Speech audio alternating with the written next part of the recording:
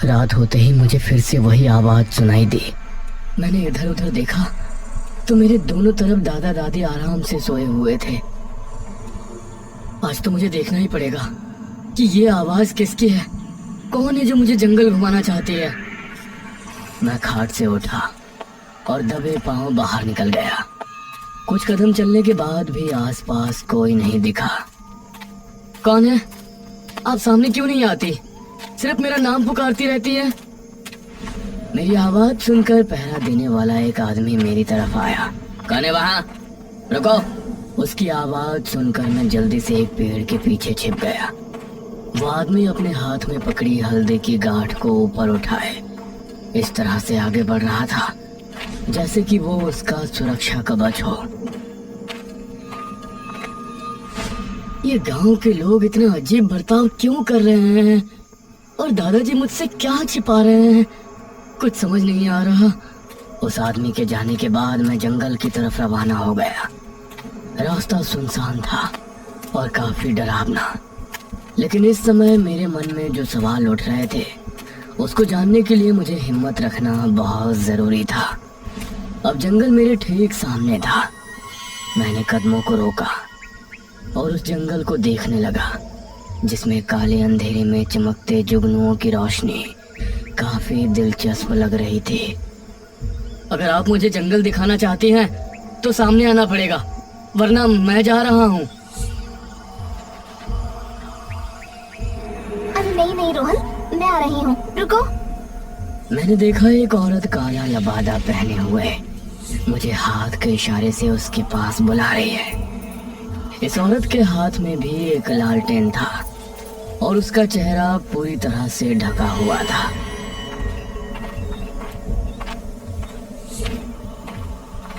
मैं उसके पास पहुंचा। मेरे साथ आओ रोहन।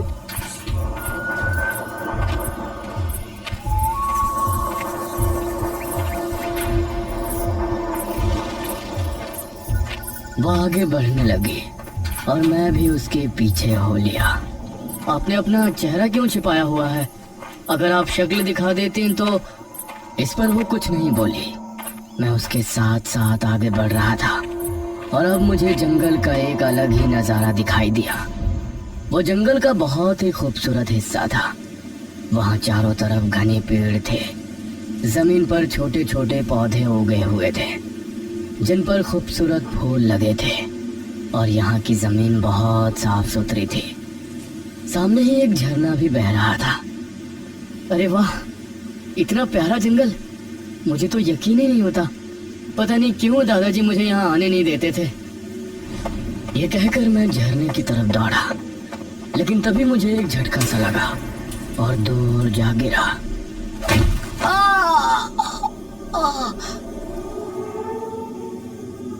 अरे रोहन, मैं तो तुमको बताना ही भूल गई। क्या बताना भूल गई आप? मैं उस झरने तक क्यों नहीं पहुंच पाया? ये जंगल का सबसे पवित्र इलाका है।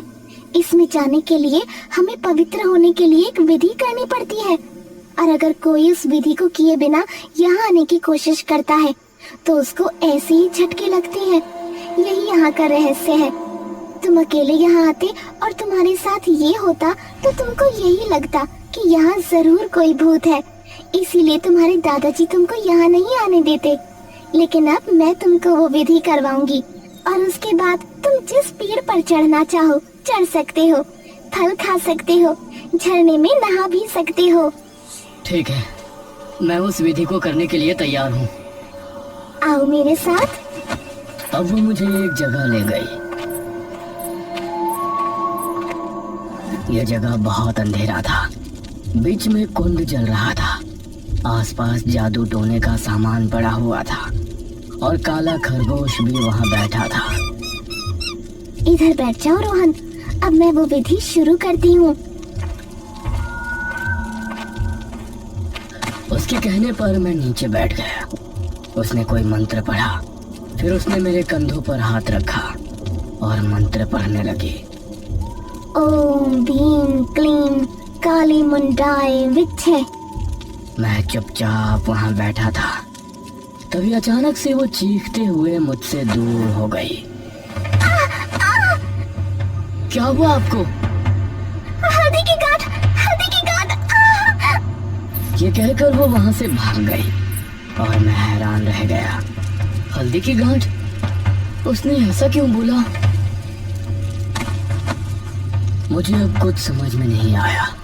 मैं घर की तरफ भागा और चुपचाप जाकर अपनी खाट पर लेट गया।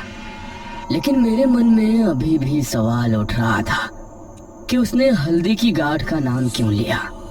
इत्तेफाक से उसी समय मुझे मेरी जेब में कुछ महसूस हुआ। मैंने जेब में हाथ डालकर देखा तो मेरी जेब में एक हल्दी की गांठ थी। हैं? ये कहां से आई? इस घटना से मेरे मन में अब एक और सवाल उठ गया कि अब इस हल्दी की गांठ का क्या रहस्य है और वो औरत गांठ की वजह से मुझे क्यों छोड़ भागी। और अगर वो कह रही थी कि जंगल के उस इलाके में जाने के लिए पवित्र होना पड़ता है, तो क्या गांव में सब अपवित्र है? उसी रात गांव के घर में एक अधेड़ उम्र दंपत्ति आपस में बातें कर रहे थे, मंगू ताया और नंदिनी ताई।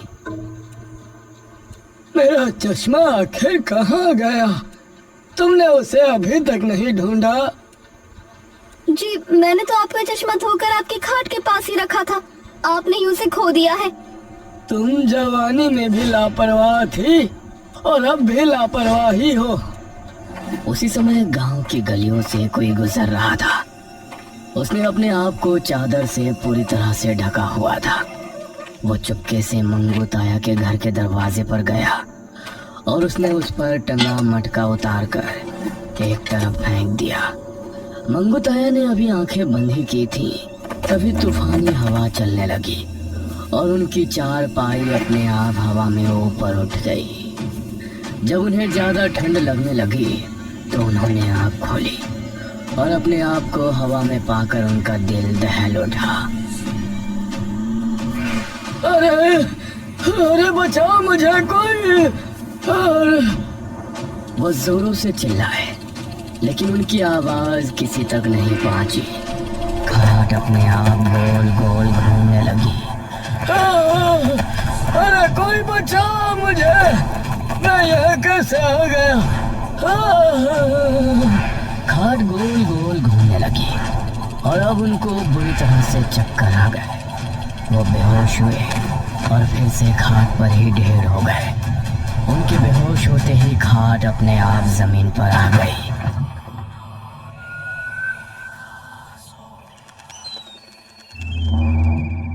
सुबह उनकी आंख खुली तो उन्होंने खुद को आंगन में पाया। उस समय ताई झाड़ू लगा रही थी। नंदिनी, तुमको पता है कल रात हमारे साथ क्या हुआ? क्या होता? आप चश्मे के खो जाने से मुझसे नाराज हुए और यहाँ बरामदे में आकर सो गए। वो नहीं, जब मैं सो रहा था तो मेरी खाट अपने आप हवा में ऊपर उठ गई और गोल गोल घूमने लगी। क्या? हाँ, वो इतनी तेज घूमी कि मुझे चक्कर आ गए। आपने जरूर कोई सपना देखा है। अगर ऐसा होता ना तो अब तक तो आप विदेश पहुंच गए होते। यहाँ बरामदे में क्यों मिलते? मंगू ताया से इस पर कोई जवाब नहीं निकला, लेकिन उनको यकीन था कि उनके साथ जरूर कुछ तो हुआ है। शाम ढलने पर मेरे मन में फिर से वही सवाल उठ रहा था कि मेरी जेब में हल्दी की गांठ कहाँ से आई, और मैं फिर से घर से निकल पड़ा। उस तरफ मंगू ताया भी कुछ बेचैन हो रहे थे। नंदिनी, जरा मुझे पानी ला कर दो, अब प्यास लगी है भाई। अरे यहाँ ये जरा, बाल्टी उठाने में मेरी मदद कीजिए। मैं उस समय मेरे घर पर बैठा था और खिड़की से मुझे नंदिनी ताया हत्थी के नल के पास खड़ी नजर आई। अरे तुम हो कहाँ भाई? मैं यहाँ हूँ हत्थी के नल के पास, जल्दी आइए। नंदिनी की आवाज सुनकर ताया घर से निकले और हत्थी के नल पर पहुंचे। उन्होंने पाया कि नंदिनी ताया एक बाल्टी लिए हुए खड़ी है। तुमसे यह बाल्टी नहीं उठती, इसे तो तुम रोजाना अकेले ही घर ले आती हो। यह सुनकर नंदिनी ताई ने कोई जवाब नहीं दिया। उसकी आंखें अचानक से लाल लाल चमक उठी और उसके चेहरे पर गुस्सा उभर आया। क्या हुआ नंदिनी? उन्होंने ताया का पैर पकड़ा और उनको जंगल की तरफ घसीट ले गई। ये देखकर मुझे बहुत अजीब लगा, लेकिन मैं चुपचाप अपनी आंखें बंद करके सो गया। नंदिनी बहुत तेज भाग रही थी। ताया की घिसटते हुए हालत खराब हुए जा रही थी। बिजली की रफ्तार से नंदिनी कुएं के पास जाकर रुकी।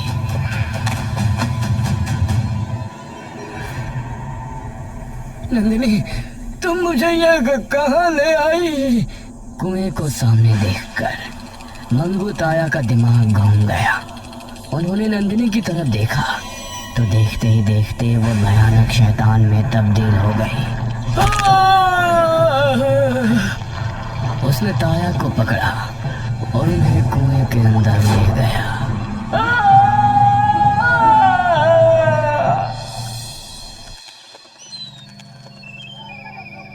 सुबह हुई तो गांव में डर का माहौल छा गया। सभी ताया के अचानक गायब हो जाने से परेशान थे और ताई रोए जा रही थी। नंदिनी ताई, हमें बताओ तो सही कि ताया को आपने आखिरी बार कहाँ देखा था? कल उन्होंने मुझसे पानी मांगा था। मैंने मटके से पानी लिया और उनको देने के लिए बाहर पहुंची तो वो बरामदे में थे ही नहीं। यह सुनकर मुझे बहुत अजीब लगा। ताई, आप झूठ क्यों बोल रही हो? क्या मतलब है तुम्हारा? ताई क्यों झूठ बोलेंगी? दादाजी, कल शाम मैंने बरामदे में देखा था कि ताई हत्थी के नल से पानी भर रही थी। उसके बाद ताया भी वहाँ आए और फिर ताई ताया का हाथ पकड़कर जंगल में ले गई। हे भगवान, ये तो अनर्थ हो गया। मेरे मुंह से ये बात सुनने के बाद किसी ने भी ताई से कोई सवाल नहीं किया, बल्कि सबके सब डर गए। क्या तुम्हारे घर के बाहर मटका टंगा है? तभी एक आदमी ने घर की चौखट पर जाकर देखा तो वहाँ कोई मटका नहीं था। जरूर वही उन्हें ले गया है। अब मेरे मन में उठ रहे सवालों की हद पार हो गई थी और मैंने अब दादाजी से गरज कर कहा, दादाजी, आप लोग इतना क्यों डर रहे हैं? मुझे कुछ बताइए तो सही। इस गांव में आखिर चल क्या रहा है? क्यों कोई जंगल नहीं जाना चाहता? क्यों हम लोग अपने घर के बाहर मटकियां लटकाते हैं? और क्यों रमेश चाचा के बचने पर सब उनकी बीवी से नाराज थे? और अब मंगू ताया के गायब होने के बाद आप लोग क्यों ताई से कुछ पूछते नहीं कि वो उन्हें कहाँ ले गई थी और मटके के बारे में बात कर रहे हैं? बेटा, वो ताई नहीं थी। ताई तो उस समय अपने घर में थी। तो कौन थी वो? नहीं मुखिया जी, इसे मत बताइए, यह अभी बच्चा है। महेश बाबू, अब हमें रोहन को सब कुछ बताना ही पड़ेगा, वरना ये खुद पता लगाने पर आ गया तो इसकी जान को खतरा हो सकता है। इस पर दादाजी चुप हो गए। रोहन बेटा, हमारा गांव पहले बहुत खुशहाल था और उस दिन हमारी खुशियों को किसी की नजर लग गई। गांव के एक आदमी ने देखा कि इस गांव की एक विधवा औरत मंजरी कुएं के पास बैठे हुए कोई मंत्र विद्या कर रही है। मंजरी रोजाना जंगल जाती और फिर कुएं के पास बैठकर न जाने कौन सा जादू टोना किया करती। उसकी इस हरकत से हम सभी हैरान थे। धीरे धीरे ये बात पूरे गांव में फैल गई। मुखिया जी, वो मंजरी ना जाने कुएं के पास बैठकर कौन सी तंत्र विद्या करती है। हमें तो वो औरत बिल्कुल भी ठीक नहीं लग रही। अगर ये बात है तो हम उस मंजरी से बात करके देखते हैं, वही बताएगी कि ऐसा वो क्या करती है। हम सभी इकट्ठा होकर मंजरी के पास पहुंचे। मंजरी, तुम ये क्या करती रहती हो? बताओ हमें। मुखिया जी, मैं जो कुछ भी कर रही हूँ इस गांव की भलाई के लिए कर रही हूँ। क्या मतलब है तुम्हारा? ऐसा क्या कर रही हो तुम? मैंने काले जादू में महारत हासिल की है और अपनी तंत्र विद्या की शक्ति से ही मैंने एक शैतान को इस कुएं के अंदर सिद्ध किया है। जब भी गांव के किसी आदमी पर मुसीबत आएगी तो वो इस कुएं पर आकर अपनी इच्छा मांग सकता है और वो पूरी भी होगी। कुएं में शैतान? ये सुनकर सभी डर गए। मंजरी, हमें कुछ भी समझ में नहीं आ रहा। एक शैतान भला हमारी इच्छा पूरी क्यों करेगा? सरपंच जी, वो जरूर करेंगे। उनसे इच्छा पूरी करवाने की एक छोटी सी विधि है। हमें सबसे पहले किसी भी इंसान की एक चीज लेनी है उसके बाद काले लिबास में हाथ में लालटेन लिए इस कुएं पर आना है। फिर हमें अपनी इच्छा मांगनी है। उसके बाद जो चीज हम लेकर आए हैं उसे इस कुएं में डाल देना है और उसके बाद वो जलता हुआ लालटेन भी कुएं में फेंक देना है। उसके बाद अंधेरे में ही यहाँ से चले जाना है। ऐसा करने के बाद कुछ ही दिनों में जिस इंसान की चीज हमने इस कुएं में फेंकी थी, शैतान उसे इस कुएं में खींच लेगा और हमारी इच्छा पूरी हो जाएगी। ये सुनकर हम सभी की हैरानी का कोई ठिकाना नहीं था। यह क्या मतलब, हम अपनी इच्छा पूरी करने के लिए किसी की जान का सौदा करें? सरपंच जी, जिस इंसान ने हमें नुकसान पहुंचाया हो, हम उसको खत्म करने के लिए इसका इस्तेमाल कर सकते हैं। ऐसा करने से हमारा बदला भी पूरा हो जाएगा और फिर हमारी ख्वाहिश भी पूरी हो जाएगी। उसकी बात सुनकर मुझे ये ठीक नहीं लगा। हमने उसी समय मंजरी को गांव से निकाल दिया और फिर वो यहाँ कभी नजर नहीं आई। तो उसके बाद क्या हुआ? आप लोग इस तरह डर में क्यों जी रहे हैं? उसके बाद गांव के लोगों ने छिपकर उस कुएं का इस्तेमाल करना शुरू कर दिया। ऐसा करने से एक आदमी की ख्वाहिश पूरी होती और एक को ये कुआं अपने अंदर खींच लेता। बदले की भावना से लोग इसका फायदा उठा रहे थे, लेकिन ये गांव के लिए भारी नुकसान था। इसलिए इस गांव के शैतान को निकालने के लिए हमने एक महातांत्रिक को बुलाया। इस कुएं को मैं बंद तो नहीं कर सकता, लेकिन एक तरकीब बता सकता हूँ जिससे इससे बचाव हो सकता है। बताइए बाबा। इस कुएं के अंदर बसा शैतान अपनी शक्तियों का इस्तेमाल उस इंसान पर नहीं कर सकता जिसके आसपास हल्दी की गांठें हो। इसलिए जब भी तुम लोगों को इससे अपना बचाव करना हो तो तुम लोग अपने घर की चौखट पर हल्दी की गांठों से भरी एक मटकी टांग दिया करना। जब तक वो मटकी टंगी रहेगी तब तक वो तुमको नुकसान नहीं पहुंचा सकेगा। इसके बाद हमने ऐसा ही करना शुरू किया। जब भी हमें पता चलता कि कोई उस कुएं के पास अपनी ख्वाहिश मांगने गया था तो हम हल्दी की गांठें मटकी में भर के घर के बाहर टांग देते और कुछ आदमी अपनी जेबों में हल्दी की गांठें रखकर रात में पहरा भी देते। रमेश के बच जाने पर हमने इसी वजह से उसकी बीवी चंद्रावती को बुरा भला कहा था, क्योंकि हमें पता चल गया था कि उसने रमेश को ठीक करने के लिए कुएं की मदद ली है। इसलिए उसी रात से हम लोग अपने आप को सुरक्षित रखने की कोशिश कर रहे थे। रोहन बेटा, तुम कहीं अकेले ही जंगल ना पहुंच जाओ, इसीलिए मैंने तुम्हारी जेब में हल्दी की गांठ रखी थी। अब मुझे सब कुछ समझ आ गया था। काला लबादे पहने हुए वो औरत कोई और नहीं बल्कि रमेश की बीवी ही थी, क्योंकि मैंने जिसे देखा था उसने कुएं में चश्मा ही फेंका था। और अब मुझे ये भी समझ आ गया था कि हल्दी की गांठों का क्या रहस्य था। अब मेरे सभी सवालों का जवाब मुझे मिल गया था, लेकिन एक सवाल अभी भी बाकी था कि जो औरत मुझे रातों को आवाजें देती है वो कौन है? वो इस गांव के किसी और बच्चे को आवाज क्यों नहीं देती? क्या मेरा भी इस कहानी से संबंध है या फिर उसका कोई और ही उद्देश्य है? तभी एक आदमी वहां भागा भागा आया। मुखिया जी, अनर्थ हो गया। क्या हुआ? आपकी पत्नी। अपनी पत्नी का नाम सुनते ही मुखिया जी के पैरों तले जमीन निकल गई। वो आदमी मुखिया जी को क्या खबर दी? वो औरत कौन है?